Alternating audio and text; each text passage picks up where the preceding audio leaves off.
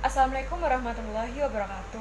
Perkenalkan, nama saya Eka Maulan Hikmah, NIM 180407040449. Di sini saya akan mereview jurnal dengan judul jurnalnya adalah Indonesia Strategic Hedging and the South China Sea yang ditulis oleh I. Iskandar Shah dan dipublikasikan pada tahun 2017. Laut Cina Selatan. Laut Cina Selatan merupakan ladang perikanan yang sangat strategis dengan 7% dari perikanan seluruh dunia. Laut Cina Selatan juga dianggap sebagai daerah yang sangat kaya akan sumber daya, seperti sumber daya hidrokarbon, gas alam, dan minyak bumi, yaitu sebagai cadangan minyaknya. Selain itu, Laut Cina Selatan juga merupakan laut yang memiliki sengketa yang sangat pelik. Di antaranya adalah masalah sengketa teritorial dan masalah sengketa batas wilayah maritim yang sampai saat ini belum ada penyelesaiannya. Dan pada tahun 2010, pemerintah Indonesia mengedarkan catatan kepada PBB dan membuat jelas posisinya dalam sengketa Laut Cina Selatan. Dan sementara pada tahun 2009, catatan yang dirilis sebagai respon terhadap penyerahan Cina ke Perserikatan Bangsa-Bangsa yang melekat di 9 garis putus-putus atau yang lebih dikenal dengan Nine Dash Line, dan momentum itu juga terkait dengan gerakan militer di Laut Cina Selatan beberapa bulan sebelumnya. Dan dalam beberapa tahun terakhir, Cina mempertegas klaimnya atas sebagian besar perairan di Laut Cina Selatan.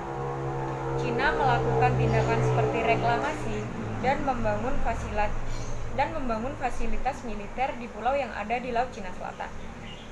Untuk mempertegas klaimnya, Cina melakukan tindakan berikut tadi. Tindakan Cina ini meningkatkan ketegangan dan kekhawatiran antara negara-negara lain yang klaimnya dan perarannya di Laut Cina Selatan berpotongan dengan klaim Cina.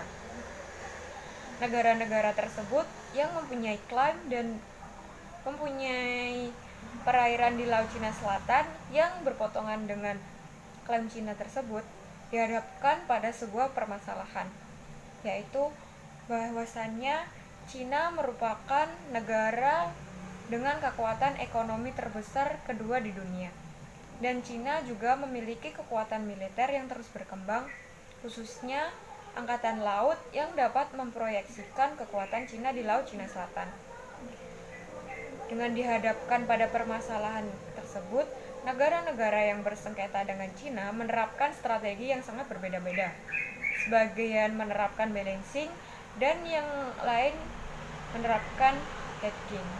Dan Indonesia yang mempertahankan posisi netral dan non-penuntut, yang dimana posisi Indonesia dibilang berdasarkan pada 4 dimensi utama dari kepentingan negara yang berkenaan dengan perselisihan regional yang melibatkan Cina dan negara anggota Perhimpunan Bangsa Asia Tenggara, yang dimana posisi Indonesia itu berhubungan dengan posisi Indonesia sebagai negara kepulauan yang memiliki kepentingan ekonomi, kepedulian akan stabilitas di pinggiran, dan aspirasi untuk perdamaian dalam konteks yang lebih luas dari tatanan regional Asia Timur yang berkembang.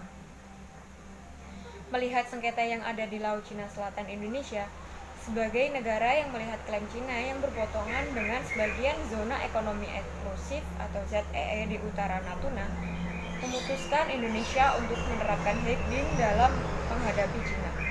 Penerapan hedging ini dalam menghadapi Cina diperlihatkan Indonesia melalui pernyataan Luhut Binsar Panjaitan, Menko Polhukam pada saat itu, bahwasannya Indonesia akan tetap menjaga hubungan baik dengan Cina sembari menjaga kedaulatannya. Hedging sendiri merupakan strategi alternatif dari balancing, bandwagging, dan backpacking di dalam kerangka teori balance of trade.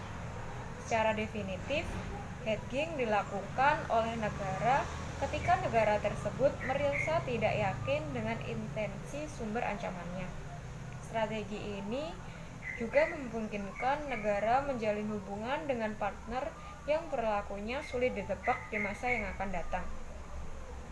Dengan mengandalkan seperangkat kebijakan yang selain membantu mererat hubungan bilateral kedua belah pihak, juga membantu negara tersebut membangun insurance policy terhadap ancaman potensial yang ditimbulkan oleh partnernya. Keputusan Indonesia untuk menerapkan hedging ini dipengaruhi oleh dilemanya hubungan ekonomi yang terjadi antara Indonesia dengan Cina. Dan terdapat 4 kepentingan nasional Indonesia yang telah mendorong Indonesia terkait dengan penerapan strategi hedging Indonesia mengenai sengketa Laut Cina Selatan, yaitu dilakukan dengan pendekatan strategis di negara ASEAN yang berpusat pada diplomasi regional dan kebijakan pertahanan berbasis flashpoint. Pertahanan berbasis flashpoint yang dirilis